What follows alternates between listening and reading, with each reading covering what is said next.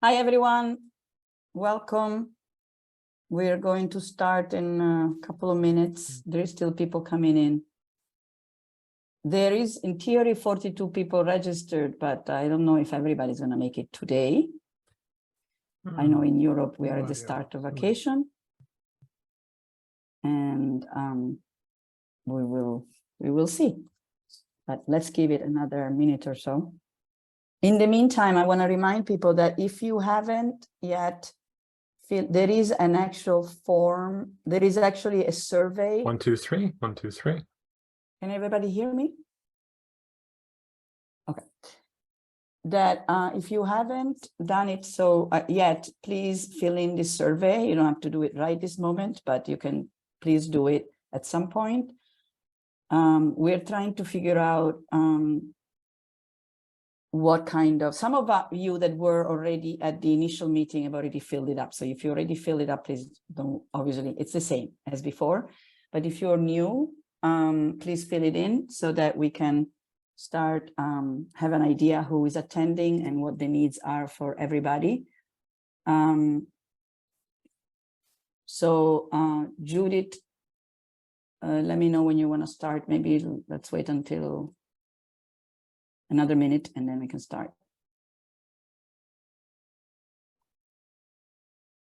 Is that okay? Yes, perfect. Okay. Maybe we should start. The agenda for this meeting can be found here.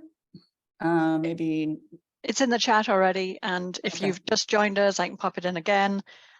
Please go ahead and add your names if you could. I think Lisa's diligently trying to do that in the background as well, but it's helpful if you can add your name. So we're gonna start by, so this is the previous meeting we had in May, I think it was kind of a initial evaluation of the interest to create a shared a space that is initially run by Bina and Canada Bioimaging, but we're looking for other partners that are interested in helping run it or participate or be part of it in any capacity. Maybe just endorse it, whatever, that reach us out to us if any of your organization are interested. This is not just for North America, it's aiming to be for around the world. If it's going to become clear that there is people from other time zones that are not compatible with, typically, you know, Europe and east of the United States are kind of compatible, and maybe other areas would be really terrible for them. So we can even think of having parallel meetings in alternate months so that more people can attend. The idea is to gather both a forum in which we can have relatively high-level discussions to gather requirements from users, and also possible solutions that are being developed. This is not necessarily like it is a hybrid space for both. Okay, I got your email now. Okay. Okay, maybe somebody needs to mute a second. The idea is to have a place where developers can also, obviously everybody can join, but we want to try to keep it user-friendly for people that are not necessarily developers.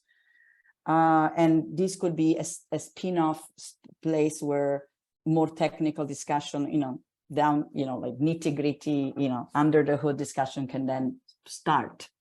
And maybe there can be other places where that can happen. So we want to be sure that people feel comfortable asking questions and starting from any level. And the focus is on what we call pre-publication data management, which means data management that happens from as the project is ongoing, as the data is being as the experiments are being planned, as the data is being produced. So that the idea is that if you do this while, you know, during the production of the data, while you find yourself at the end to have to report all your data, deposit all your data, then you're going to be in a much better place to produce data that can be reused by others and yourself. I mean, reused by your colleagues in the lab, reused by other people outside your lab. Because often we find that even people in this, even colleagues joining labs that have been producing a lot of data, they might have a problem figuring out what previous people in the lab did. And so that it's not only useful for sharing the data, it's also useful for organizing your own data and helping your own colleagues in your own lab. So, so it's very connected with, post-publication data management, but we are really focusing on what's happening as data is being produced. We want to make sure that we have space for both challenges and solutions. We are aware that there is no perfect solution yet, but we're trying to aim toward creating something that we can work together. And as we develop, we want to make sure that we can help each other and we don't have to reinvent the wheel. And because this is a problem that is pretty much across the board. So today, as an icebreaker, Judith is going to present a challenge, is going to talk about challenges, and I'm going to talk about solutions that are being developed in the context of this open science group that has emerged from Canada Bioimaging and UMass, and what we have started doing and what we're thinking of doing. Then we would like to have a discussion. And then we would like to also ask other people to please sign up for the next meeting. It's going to be in October. Consider giving a talk about challenges. The idea, so we had an initial survey in May, and it was interesting that a lot of the people that didn't have solutions yet were not that interested in presenting. So we would like to make sure that people don't feel like they have to present a solution, but even like really basic challenges, because this is what also developers and other people, like some people like us that are trying to do solutions, we need to hear what the actual challenges of people is, because the idea is to democratize this. It's not just having big labs or big institution being able to do this. The idea is that we really want to have everybody being able to do it. Smaller labs, smaller core facilities, everybody.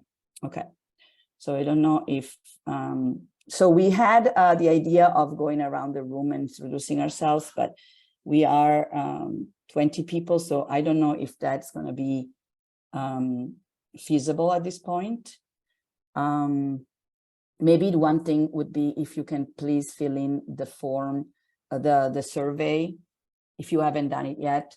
That is definitely a way, and then we could share the content of that survey, and people can know who else is present in this space. What do you think, Judith? Yes, if it's okay with everybody, we'll proceed for the sake of saving time. But if you let us know if you have any objections to that. There's some issues with the Google form, apparently. People having access problems? What sort of problems? Basically, it got stuck on the next. You can't go to after the next page. Don't know what's going on. Right. So you try to fill in all the stuff on the first page, but in the form. Yeah. Sorry, in the form. Okay. Survey form. Okay, great. Thanks for the feedback. We will look into that and get that fixed before the end. Thank you. Okay. There are required questions, so it could be make sure all required questions are filled. That's usually what stops it from going forward. And you can just put a not applicable if it's, if you don't want to answer it. That's Could not the also case be here. just Google Forms having a Not the having case. more Okay, thank you. time. Okay, Yeah. well, I'll look into it, and as soon as I'll look into it, and if not, we will circulate it again. Sorry about that.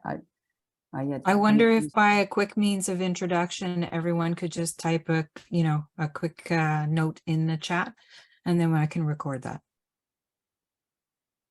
Okay, that would be Good also idea. a possibility, so that people can just write maybe anything they want to say about their relationship with research data management, and we can have some at least initial sense of each other. Okay, so I think we should start with the presentation of the challenge from Judith. Is Yes. that okay with you? Yes. So I'm gonna share my screen and get started. So everybody's seeing my screen, hopefully. So let's start. All right. So again, this was a brief introduction that meant to supplement what Katerina has been saying. So this is an initiative that we wish will gather as many people around the world. It started with Canada Bioimaging and then Bioimaging North America. We have QuarepLimi as an official partner, and we're actually using ImageSC for the communications. So, all right. So I'm going to talk about the challenges that we have here in Canada. My name is Judith Lacoste. I'm the founding person of Mia C'est La Vie, who is a small business, has been devoted itself to artifact-free, reproducible, and quantitative microscopy.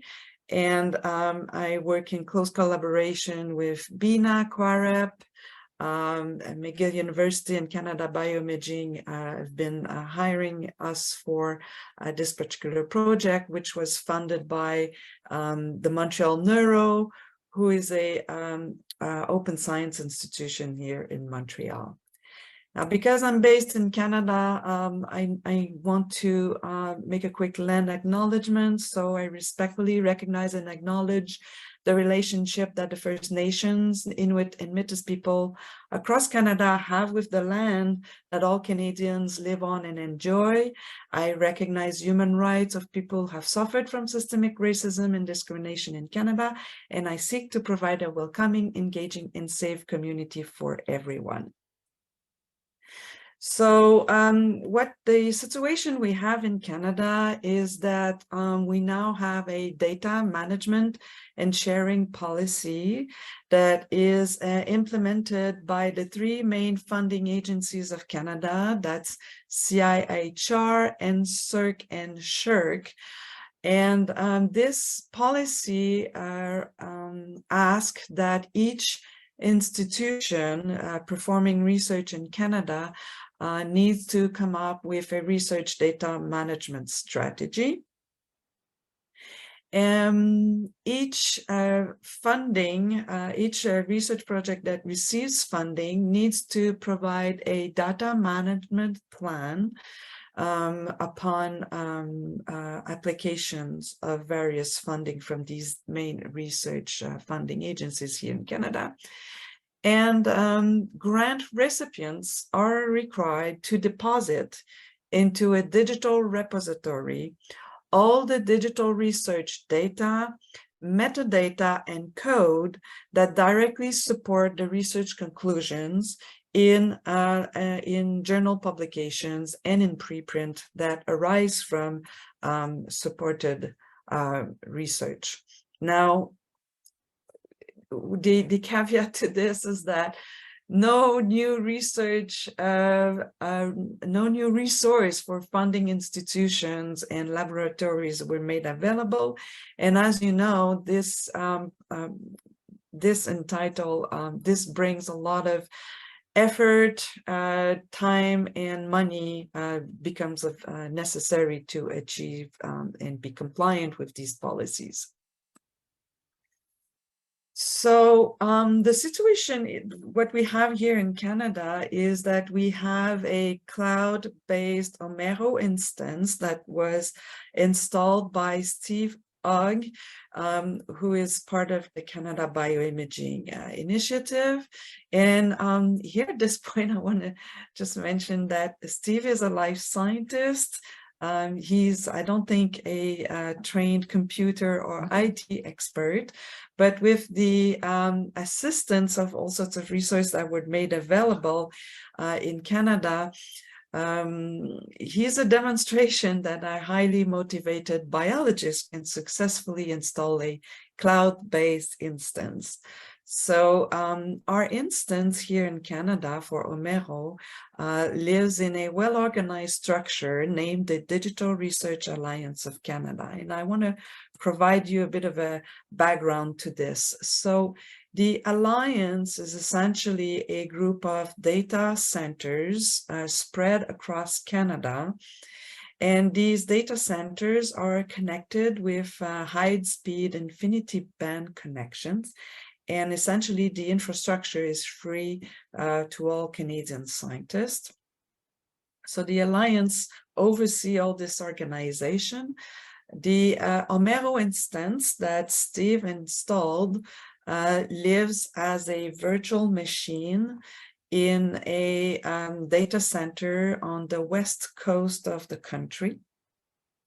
And today, I'm mostly talking to you from Quebec, and the regional organization running this instance, the infrastructure that's called CACU Quebec. And at McGill University, we have advanced computing clusters, and there's another computing cluster in another institution here in Montreal. So we have these two advanced computing clusters here in the province of Quebec. The mission of the Alliance is to provide support for research data management, and this is essentially in the form of storage infrastructure. And as just said, this is what we're using here as an Omero instance. Again, we have the Alliance wants to promote advanced research computing, and it also wants to provide support for research software development. So the Omero instance is actually a perfect fit for the missions of the Digital Research Alliance. So in terms of infrastructure, the idea here is that we have our data living in the instance of Omero on the West Coast, and through high-speed internet infinity band connections, we can send jobs for advanced research computing operations through the nodes that are here located here in Montreal. There's a whole infrastructure for logging and sending these jobs into the cloud. So in terms of support for the instance, we have, hold on a minute. Sorry about that. So in terms of support, as I said, the Alliance has provided a space allocation for our instance, which lives on the West Coast. The Alliance provides quite a fair amount of documentation and training, and to some degree, some support as well. And our activities for the last 2 years were supported by fundings made by the Molson and Tannenbaum family here in Montreal. Donation from these families made to the Neuro, and the Montreal Neuro is an open science institution and wants to foster open science initiatives. So our goal for Canada Bioimaging is to foster open, reproducible, and fair science, which is findable, accessible, interoperable, and reusable science. And again, this is completely in line with the Digital Research Alliance of Canada and the Montreal Neuro. We wish to emulate what the astronomy people have done in Canada, and we hope to have the Canada Bioimaging Image Data Resource make it a national resource for Canadian scientists. We want to have the researcher upload their data set, and as per the recommended metadata biology recommended metadata for biological images guidelines. And we also want to implement cloud-based advanced research computing and make this available for life scientists in Canada. Now, as you know, when we started this project, I'm sure that a lot of you people recognize the slide from the Nature publication, and microscopy metadata can be really an intimidating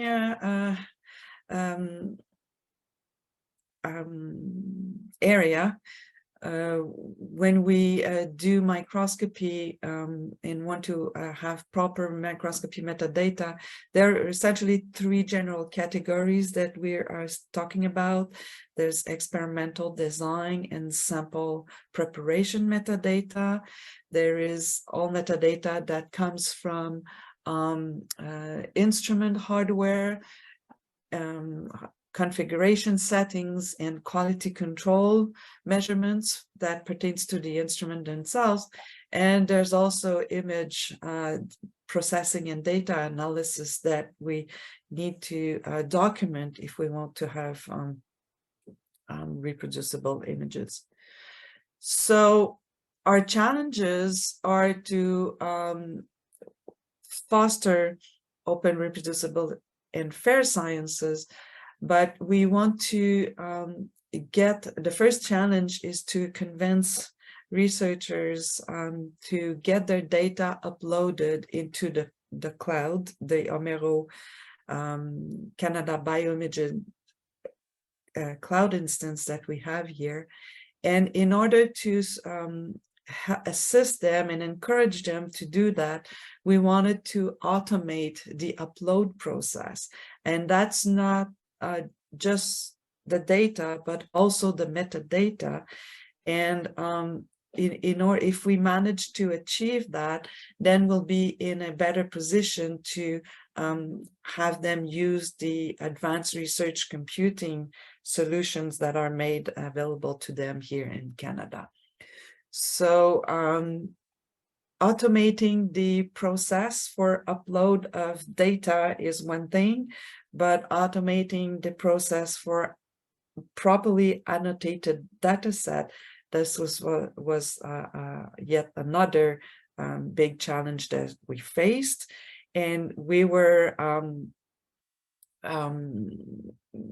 struggling to achieve that, and we came into contact with the group of Katerina, and she was already doing a bunch of these stuff at her institution, and we joined force and started to work with Katerina. And on this, I'm just gonna say thank you to the people that have been working very closely on this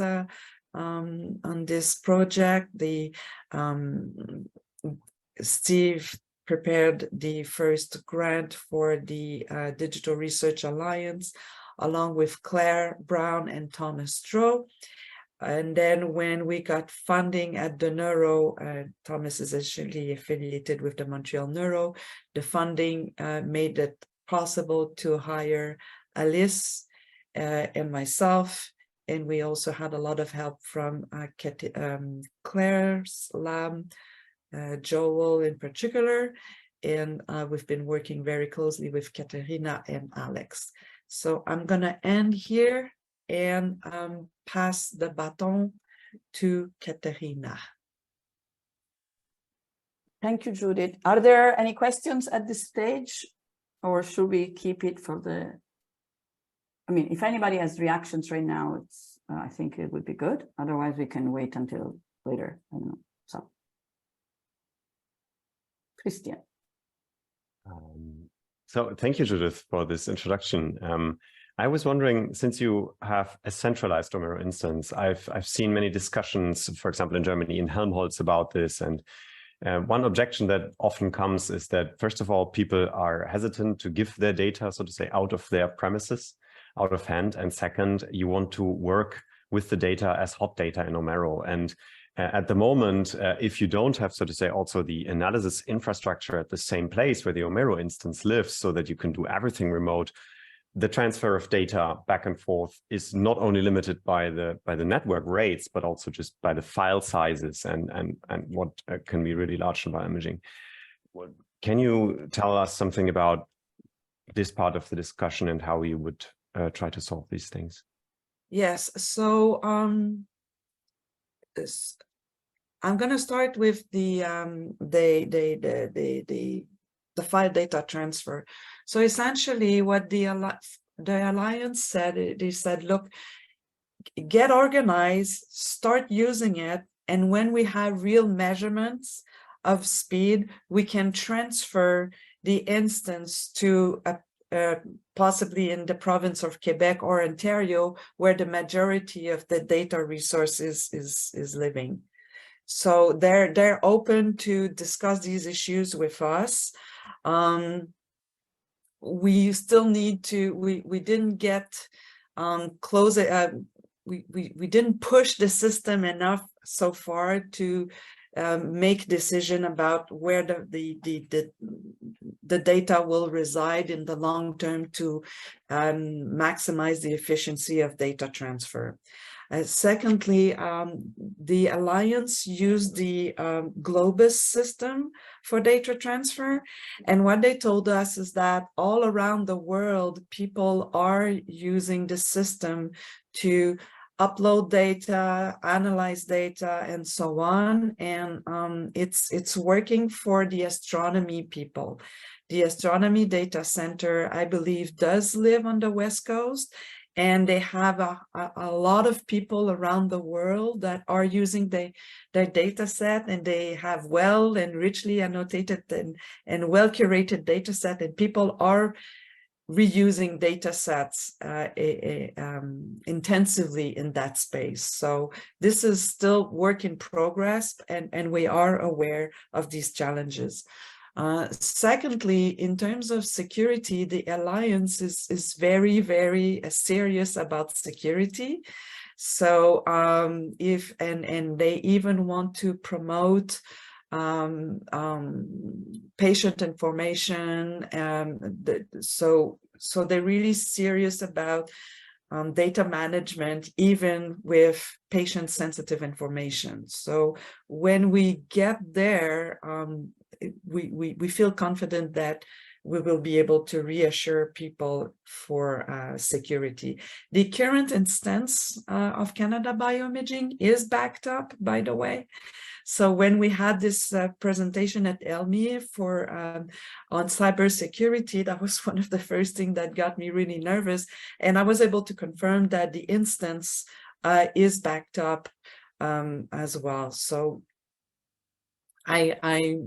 though I don't have all the precise information to provide to you, at the moment I feel confident for this.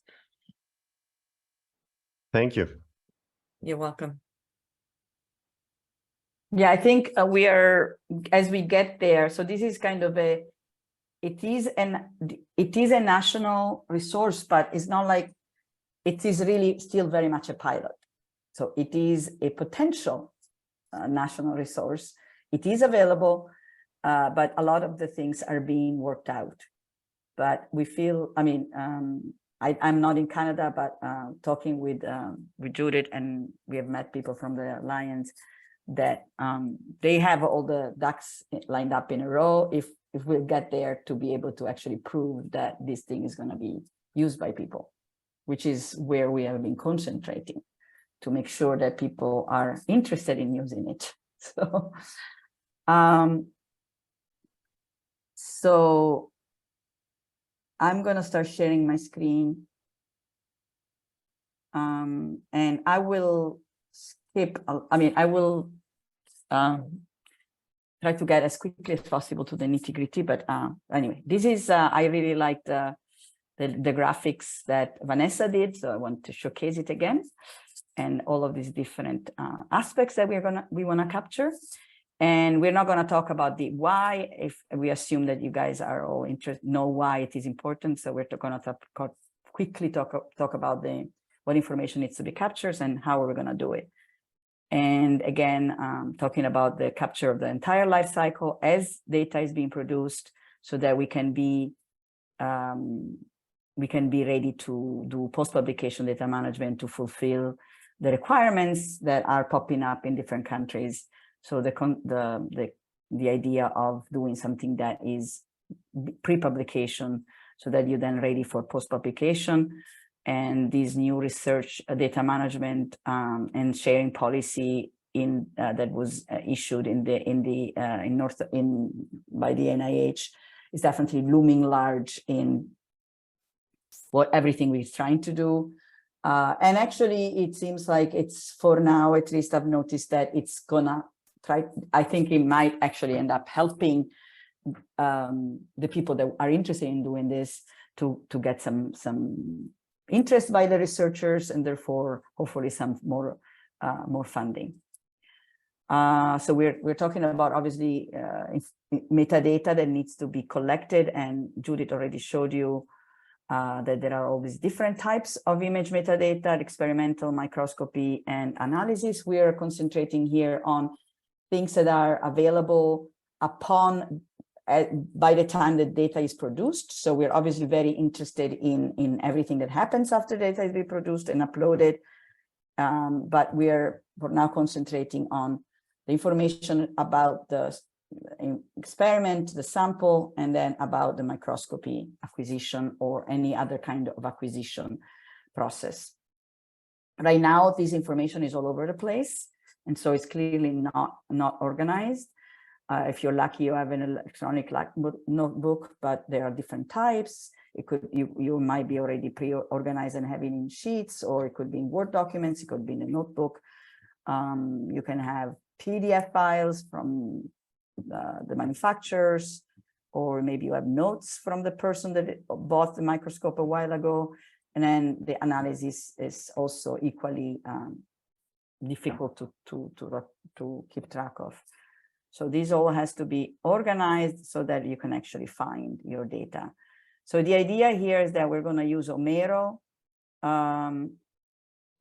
to capture the experimental sample metadata and actually also the microscopy metadata that is being captured using tools that are being developed by the community, such as AIMM, Methods J2, Micrometa app,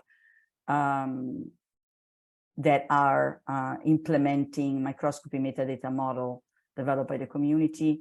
And then the analysis visualization metadata is being, there are guidelines being developed also by BINA in collaboration with Quareb. And so those are going to be integrated when we get there. For now, as I said, we're concentrating on the first two parts in our solution. So this part is still very much something we haven't gotten to address yet.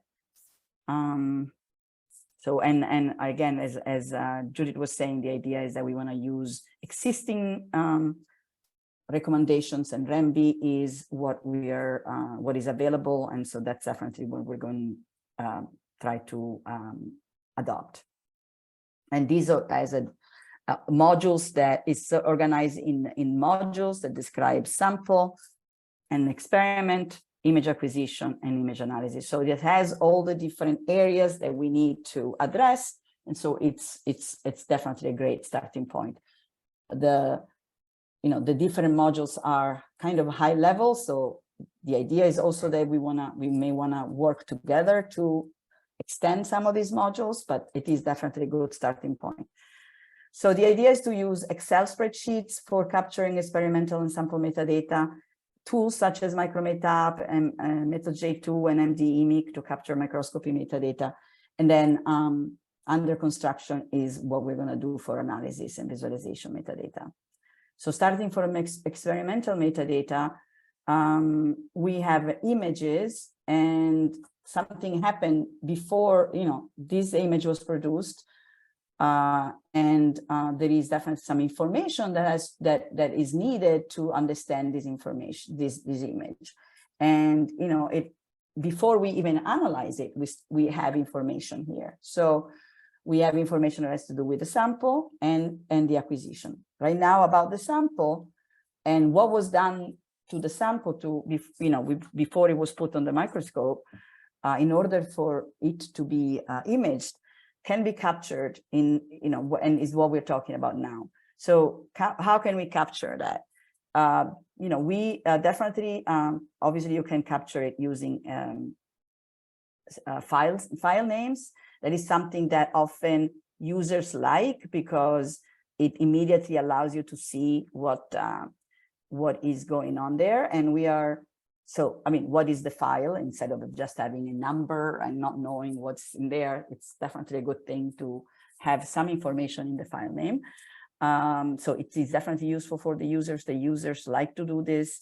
And we're definitely we have definitely conversations with the users we have encountered about helping them if they want to use this method. We are definitely encouraging to continue using it, but obviously helping them figuring out how to structure it, what kind of, for example, characters to use and others not to use, how long to make it so that it's actually going to be machine readable and it's going to be handled properly. So I guess in this discussion, the solution for us is always user-centric, and we're always trying to figure out what the user needs and understand what is doable, because our goal is for people to actually be interested in doing it. And we don't want to, if they already have something that they're already doing it, we don't want to make them completely change what they're doing and move to something completely different. We're not trying to impose things. Rather, educate and help. Often people do have questions. How is it best to organize? And then we obviously do help with that. Another thing is obviously the structure of the directory. Some people already do it, other people don't. Of course, it's not ideal, but for many machine applications. But if people already doing it, we are trying to advise not to keep it too deep, and again, to structure in a certain way that makes sense, and also capture this information in Omero as in the shape of tags.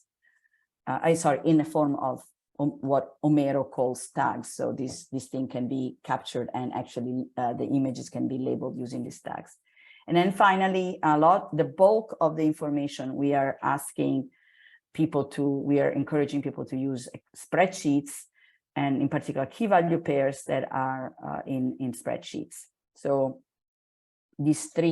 the menu of these three things, that's what we're encouraging people to do.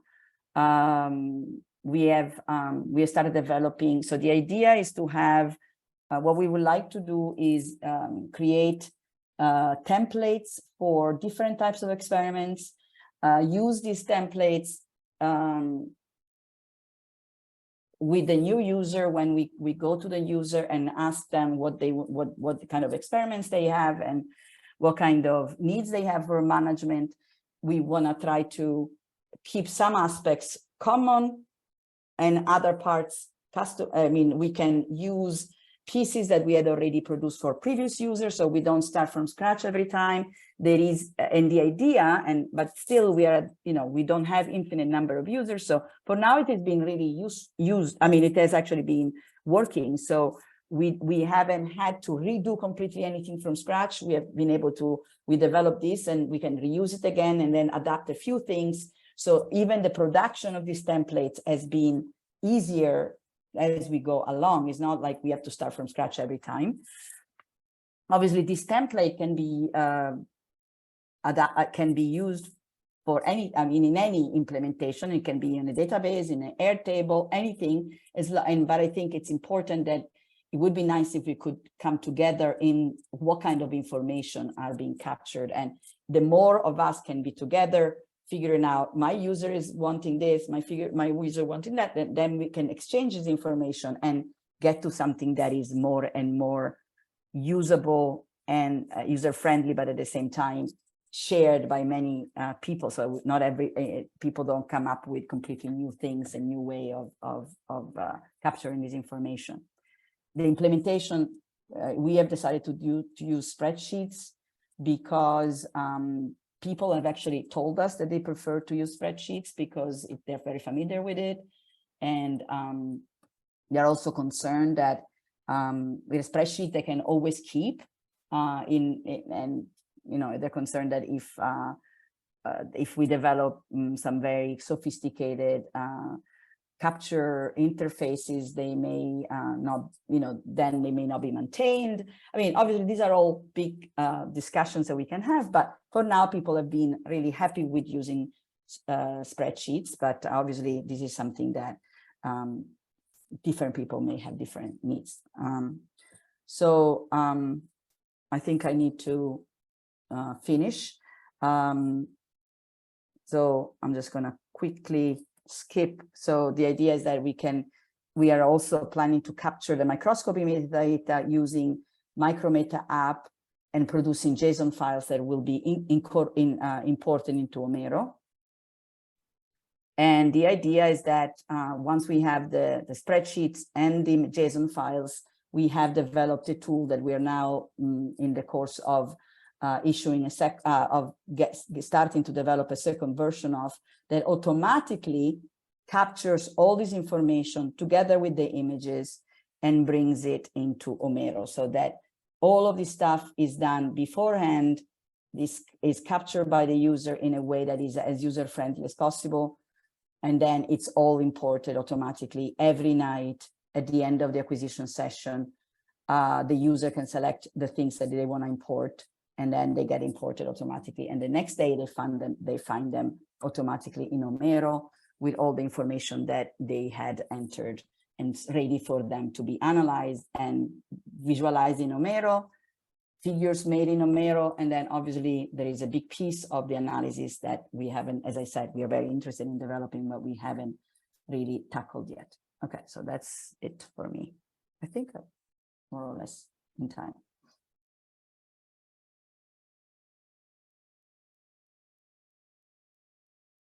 So if there is any questions, just any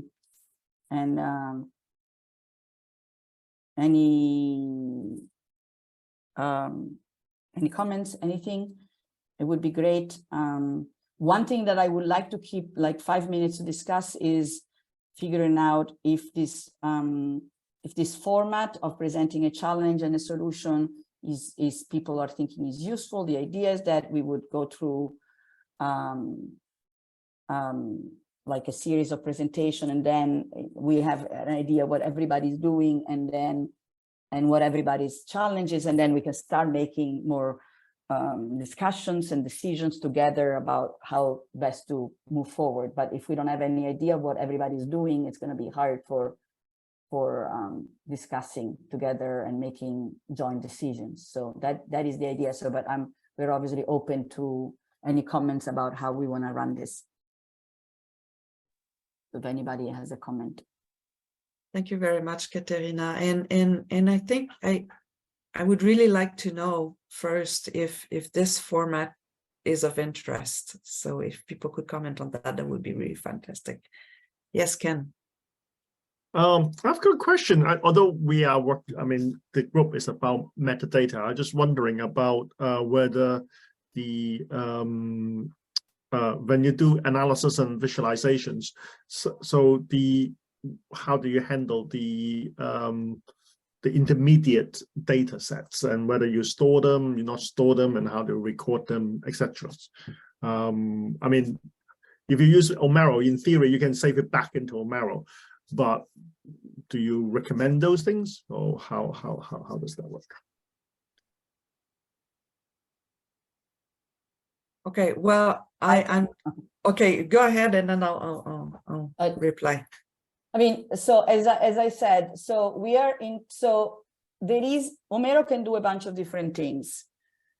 The problem that we would like to really address is how do you get let's say people that are producing data to actually use it. What we notice in our institute, I mean, this in my institution, people may not even know about it. So what we have been concentrating is how do we get people to actually put their data in Omero and at least start using the minimal thing, I mean, not minimal, but the thing that Omero provides for data management that are out of the box. As far as then analysis, obviously that is big part of the picture, but with our limited resources, we haven't really concentrated on that part, thinking that once, as soon as we have more resources, definitely we will put people to work on that. Judith has done some work on that. I mean, there is definitely people that have done work on that. I think once you get images in Omero, there are solutions, there is scripts, there is all sorts of stuff that can be done. What we identified as the challenge is that if people don't start doing something for managing their data, you can have all sorts of fantastic analysis, but then they will be out of reach. So that has been our working hypothesis here. So to answer your question, we are not at that point to make recommendations about that in any. So we are obviously we would like to also to get there with the user. So when there is going to be a use case, we will figure out what people want to do. And I think there is going to be different solutions depending on the individual research project. So for example, one of the labs that I've been working with at UMass, they were saying the analysis, we kind of know what to do. We really have no idea about how to organize our data. So please help us on that first. So it was actually an interesting thing, which obviously then I was saying, oh, we could integrate it. I said, well, definitely, if it can be integrated, that would be fantastic. But we are really interested in the organization first, because we have no idea how that happens and how to do that. And at the very least, we're constantly losing track of the data we're producing. And so we want to start solving that problem. So I'm just going to, I just wanted to add. Sorry, just to conclude, I would like, I mean, I think this could be a question that for example, if you guys have solutions, if you have started doing stuff on that, then definitely it would be great. It would be like a great thing that you can present what you guys are doing and we can put it on the plate. I think we're trying to concentrate on just a limited number of microscopes, specifically slide scanners. We find out that the slides are the big users group because people are difficult to read the slides easily, and slide seems to be the best. People who do a lot of slides microscopy seems to use Omero and quite happy with Omero. And also it fit into quite well with machine learning and annotation and things like that to add things into it. So at the moment we are trying to automate that part and not trying to do everything. Confocals and other things is getting quite complicated because I think we found that there's too many variations and type of things people want to do, and just quite difficult to automate those things. But yeah. So that would be fantastic. Maybe you can volunteer to present next time in October. Yeah. If we have something, we'll definitely say what you guys are doing. It sounds like you may not have the issue of getting people to use Omero because people are already using it Omero. And then, of course, then in your case, you have already started developing integrated analysis solution. Yeah, I think that's very interesting. Yeah, I think there's a reluctance, especially we thought that Omero would be the best for the large data sets like the light sheets and things like that, because people can't just open it.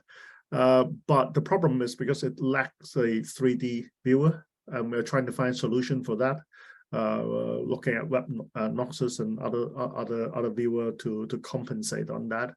and we haven't successfully convinced people to use it yet, but it is for those kind of data.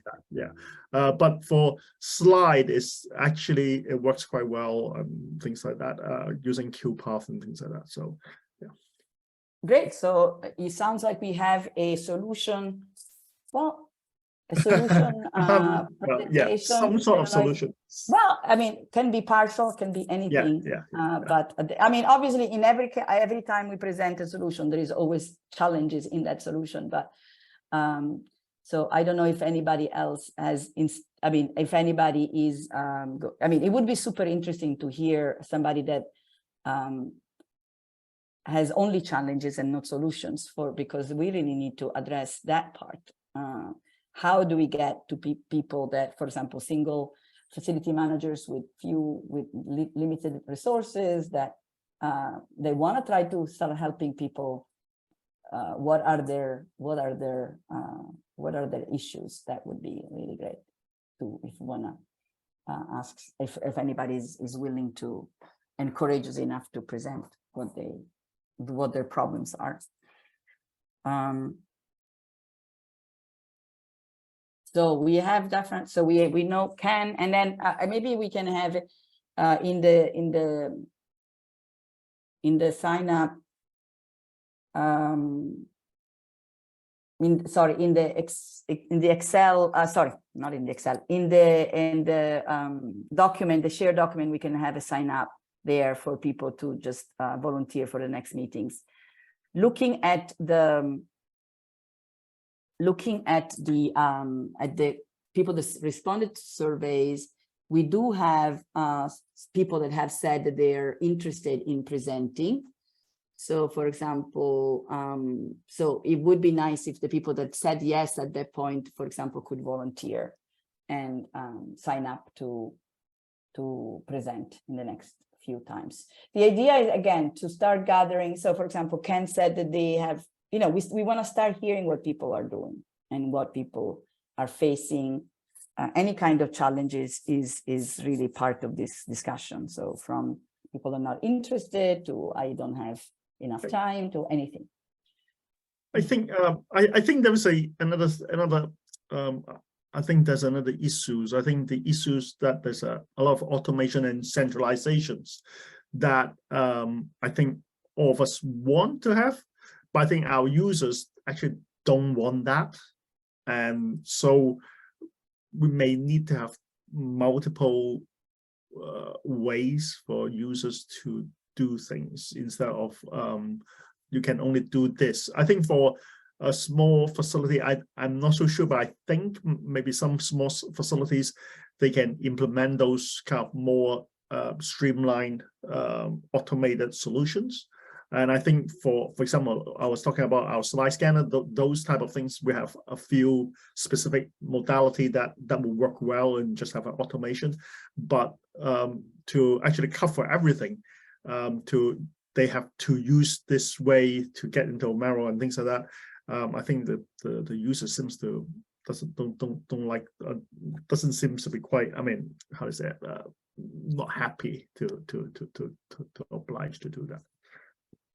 From our perspective, the user buy-in into a given solution is critical, and it's the most important thing that people are happy and that they see that the work that they're putting into annotating their data gets them something at the end of the day. I think we've managed to, over the years, create a system that works for our user group, where we try to capture as much histology data as possible so that the slides that we generate can be barcoded and can retain that information. And that then gets on the slide scanners. We have looked at Omero instance a couple of years ago that wasn't working for us. We literally just spun up one yesterday. So we're at the beginning of that and would be super happy to see what works for others. But the other thing that we find challenging is that if you give people an option to free type something, it will make all kinds of mistakes that will make it quite difficult later on to use that data. Yeah. And then it becomes kind of, they do a lot of effort, but then it's not usable. Yeah. So Beth, do you want to say something about what you wrote there? It sounds quite interesting. Pushing ELN companies.